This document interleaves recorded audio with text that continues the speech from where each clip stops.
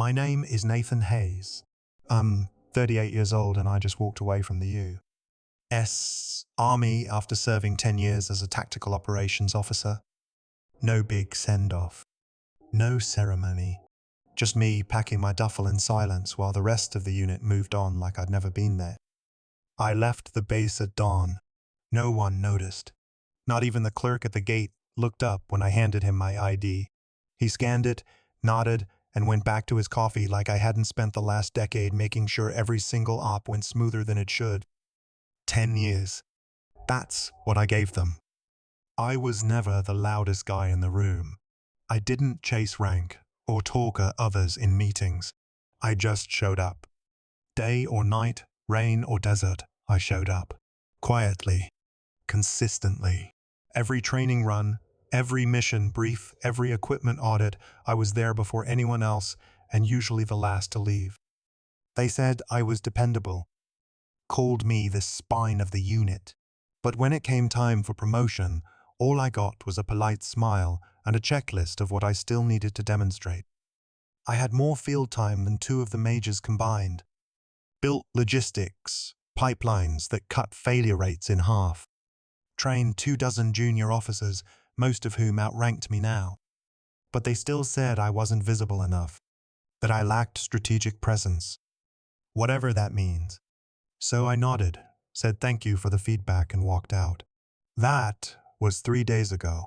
I haven't heard from a single one of them since.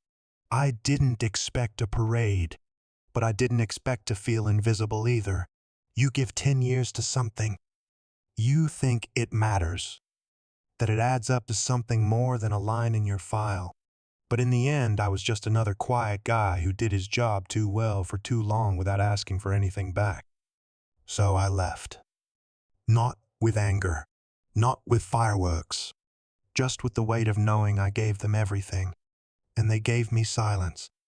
This is what that silence sounds like when it speaks. And if you've ever been overlooked just for doing your job too well, maybe this story is yours too. I was the one they called at midnight. Always me. When the generators stalled during a training cycle or the comms gear glitched 2 hours before a recon op, my phone lit up. No matter what time, no matter where I was, I answered. Didn't ask questions. Just showed up. I remember one night power went out across the entire southeast grid of our base. Operations froze. They were about to cancel a live drill we'd been planning for months. I rolled out of bed, drove straight in and spent the next 8 hours rerouting backup systems, rewriting logic chains, even rewiring a junction box by hand in the rain. After that, I didn't go home. I stayed to build a new recovery protocol. The old system took 12 hours to bring everything back online. I cut it down to 4. Clean. Repeatable. I documented every step, wrote a guide, trained the techs, and watched the next 3 drills run smoother than ever before. The brass loved it, called it a breakthrough. But when the monthly unit update came out, the new protocol was credited as a team innovation. They stuck a printout on the main board in the mess hall. No name. No mention. Just a title. Operational Efficiency Upgrade. I stood there staring at it while 2 guys who never stayed past 6 p.m. high-fived in front of it. I didn't say a word. Just nodded and walked out. That became the pattern. I did the work. Someone else smiled for the camera. I wasn't bitter, not at first. I told myself it didn't matter who got the credit as long as the mission didn't fail. But over time it chipped away at me. Not the long hours, not the missed birthdays or holidays.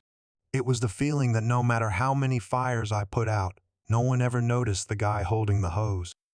That kind of silence starts to echo. 2 nights before the NATO exercise, our radar system crashed. Full failure. No diagnostics, no backup, just blank screens where there should have been constant sweep. The tech crew panicked. Leadership froze. I didn't wait. I pulled my gear and headed straight to the relay hub. For the next 36 hours, I barely ate, barely slept. I traced cables, reran firmware, and rebuilt the command interface from scratch. No support, no rotating team, just me and a folding chair under flickering lights. It wasn't glamorous work. I was elbow deep in dust and heat troubleshooting while brass paced outside asking if we'd be mission ready by morning. I didn't answer them. I answered the system. Line by line, node by node, I brought it back online. With 6 hours left before the first joint drill, I ran the final test. Everything cleared. Signal strength, sweep integrity, tactical integration. The radar was back. Stable, precise, flawless. The next day, they held a ceremony on the parade field. Commendations were handed out, patches and plaques. They called it a team effort, gave credit to the officers who called the meetings and wrote the PowerPoints. My name wasn't on the list. I wasn't even invited. I watched the live feed from the comms room, sitting next to the very terminal I'd fixed. One of the majors gave a speech about resilience. He never mentioned the radar. Just thanked everyone who played a part. I sat there and stared at the screen. Not angry, just tired. It was like watching someone take a bow for a play you wrote in the dark. You start to wonder if maybe it's your fault for not shouting louder, for not letting things break long enough to be noticed. But that's not who I am. I fix things, even if no one sees it. I walked into that room with a binder in my hand and 10 years of work behind me. Every system overhaul, every protocol upgrade, every mission saved from chaos had a tab, a chart, or a clean line of results. I didn't come to beg. I came prepared. The conference table was already full. Colonel Mathers, Captain Reeves, and Lieutenant Shaw, the usual faces. None of them looked up when I sat down. I waited for the formalities to end, then opened my folder. I started with the radar recovery. Showed them the logs, the repair timeline, the post-event readiness report, signed off by NATO command. Then moved to the generator bypass I designed last year that shaved 18 hours off our emergency drill time. My tone stayed steady, calm. I wasn't trying to impress anyone, just laying out facts. Then I made my ask. One rank up, major. Not a favor, not a stretch. Just recognition for work that had already saved this unit more times than I could count. The silence that followed wasn't hesitation, it was amusement. Colonel Mathers leaned back and actually chuckled. Not loudly. Just that kind of low sound people make when they think you're out of place. Captain Reeves didn't even look at the binder. He just said, "Promotions don't go to background guys. Be glad you're stable." That line stuck with me. Like I should feel lucky to be overlooked. Like consistency was something to be tolerated, not rewarded. I asked if they'd reviewed the efficiency numbers from last quarter. They said sure, but that wasn't what moved the needle. They wanted visibility, presence, someone who could command a room. I asked if flawless radar coverage wasn't presence enough, if crisis avoidance didn't count as command. They told me my work was solid but invisible, that the best operators don't always make the best leaders. I closed the folder slowly. My hands didn't shake. My voice didn't crack. But something in me went cold. Not out of disappointment, out of clarity. It wasn't that they didn't see my impact. It was that they never planned to reward it. Stable. That's what they called me. Like a background process. Reliable. Quiet. Replaceable. That's when I knew. There was no promotion coming. Not next quarter, not next year. Because they didn't promote stability. They used it. I stood up, thanked them for their time, and walked out. No one followed. No one called after me. Just the sound of my boots on the hallway tile echoing like an answer. That was the moment I stopped asking for recognition and started planning for something bigger. After that review, I didn't say a word to anyone. Not to my team. Not even to the chaplain who always nodded when I passed by. I just went back to my room and started building a plan. If they didn't want to see me, I'd make sure the right people did. I didn't blast it online or send it to strangers. I picked 3 people I trusted. Former officers I'd served with who had moved into civilian contracts or federal defense work. I sent them a portfolio clean and quiet, just the facts. System improvements. Emergency turnarounds. Metrics and results. 2 weeks passed with nothing. I figured maybe that was it. Maybe I'd missed the window, or maybe I was just wrong about everything. Then one evening I got a call from an unknown DC number. I let it go to voicemail. 10 minutes later, another call. This time I picked up. She introduced herself as Rachel Wilkins, Senior Liaison for the Department of Defense Tactical Development Unit. She said someone had forwarded her my file. She had read the entire thing and had a question. Had I ever considered contributing to the National Training Doctrine? I didn't speak right away. I thought it was a mistake. Me, the quiet guy from Fort Mason. She said they were forming a task force to update tactical readiness standards across all branches. They needed someone who didn't just follow the book, but knew where it was broken. I didn't say yes. Not right away. I asked for a week to think. I still didn't know if I trusted it. Part of me kept waiting for the catch, the fine print. But another part, the part they called stable, started to stir. I printed her email, pinned it on the wall above my desk. Just stared at it for a long time. It wasn't just a new job. It was a new table. One where maybe, just maybe, I'd get a seat with my name on it. I didn't feel proud yet. I felt cautious. But for the first time in years, I felt movement. And that was enough to start walking again. When I made the decision to leave, I didn't slam doors or draft angry emails. I just started working. Not the kind of work they could track. The kind that rewrote what they thought they owned. I broke down every system I'd built. Every patch, every bypass, every silent protocol running in the background. I segmented the architecture into modules, assigned each one to a different operator. No single person got the full picture.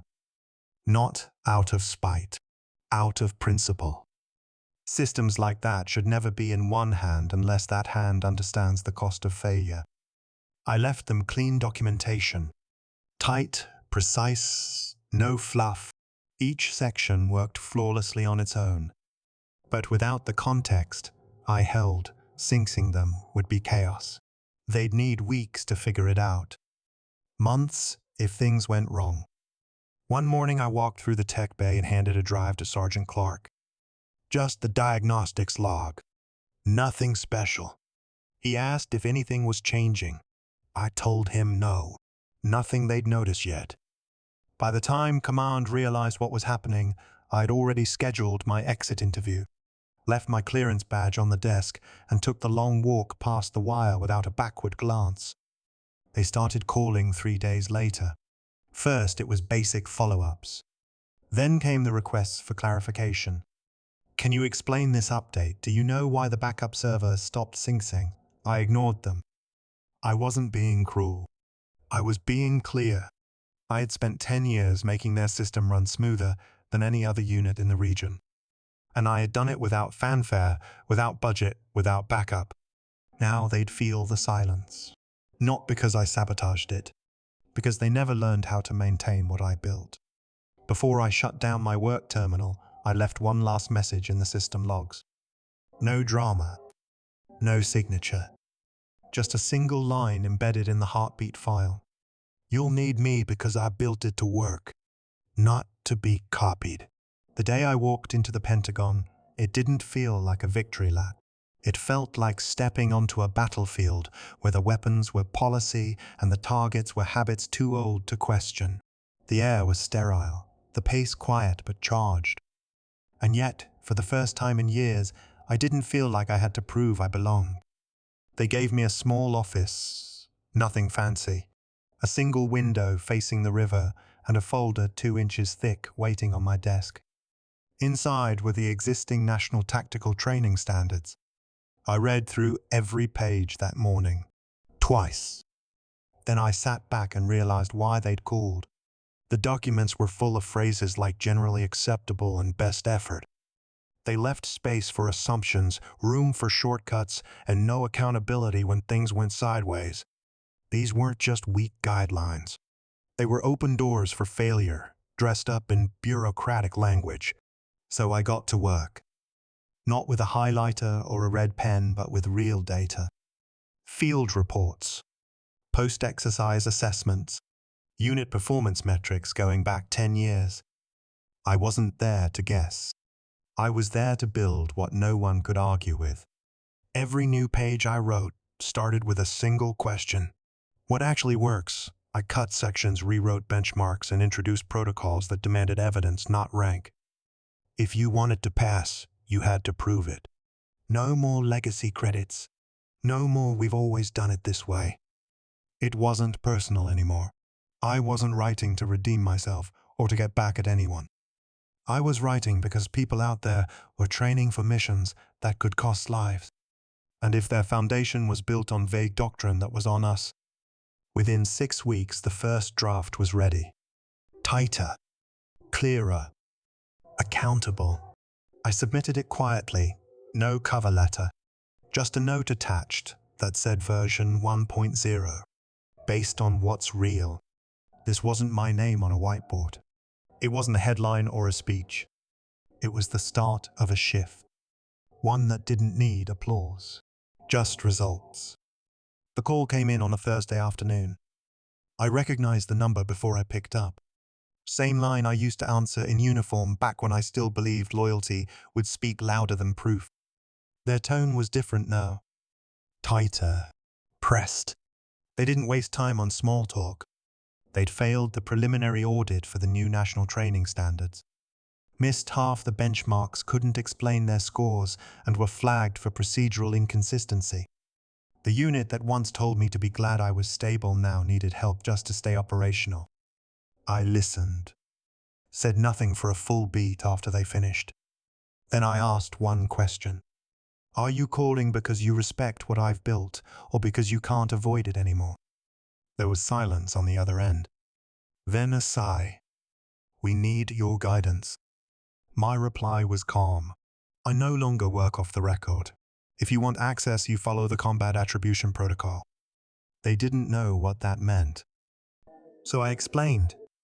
It's a policy that requires every tactical innovation, every new standard to be tied to the individual who authored it. Not just for credit, for accountability.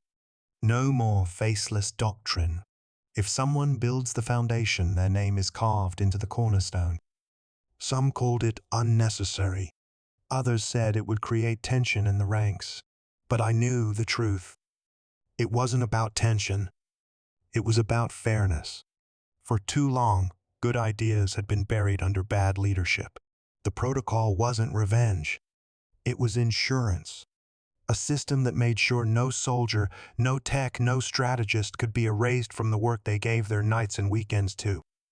I told them the rules were public. Participation was voluntary, but access to updated doctrine required full compliance. Their pause told me everything. Pride was still in the room, but this time I wasn't. I didn't raise my voice, didn't rub it in. I simply reminded them. If they wanted to train soldiers using my systems, they'd have to play by my rules. Because from now on, innovation had a name, and I wasn't going to let them forget it. The room was full but quiet. A dozen flags lined the stage. Screens behind the podium displayed the title in bold. National Tactical Training Standards. Version 1. The moderator listed names. Contributors. Architects. Advisors. And then on the third slide I saw mine. Not buried in the fine print. Not lumped under a committee. Just my name. Clear. Earned. I stood near the back. No uniform. No rank on my chest. Just a quiet presence. The same way I'd always shown up. Only now no one needed to ask what I did. They knew, because it was written into every page of the manual now guiding units across the country. I thought about the long nights, the missed birthdays, the meetings where I sat silent while others took bows for work they didn't understand. I thought about the hallway outside that cold review room, how I'd walked away with nothing but truth in my hands. And now, years later, that truth was policy. Someone asked afterward how it felt.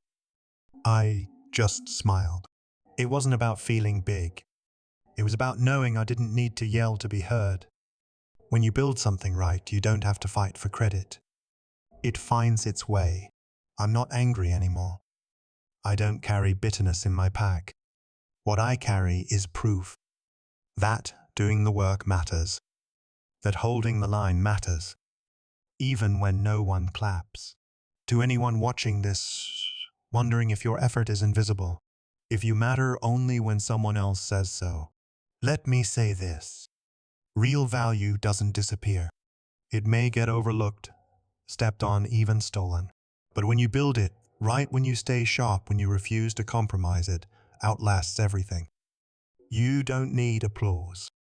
You need clarity. You don't need a spotlight. You need truth. Because when you earn it, no one can erase it.